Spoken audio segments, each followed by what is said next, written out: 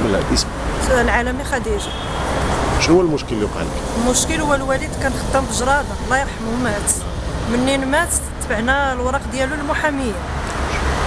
المحاميه ما كانتش كتحضر، بقات بالدعوه سير واجع، عطاوني 20 نطلع على الرباط، نمشي لهنا نمشي لهنا، كان كيشد با تقريبا مليون في 3 شهور. دابا كيعطيو الوالده 8000 ريال في 3 شهور. شنو درتو من بعد المحكمه؟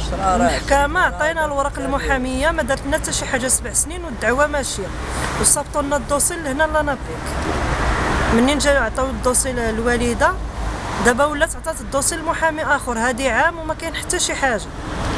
شنو هو الرساله اللي تتبغي؟ الرساله بغينا نقدموها لوزير العدل، شنو ينصفنا ويقولنا شنو نديرو بهذا الشيء هذا، لان الوالده ضايعه. واش يفتح التحقيق؟ يفتح التحقيق باش حتى الوالده، لان ما عندهاش. المحكمه فين دايرين الدعوه فين؟ الدعوه دايرينها بوجده. وجده. واخا الحاجه شنو يمكن تقولي للحاجه؟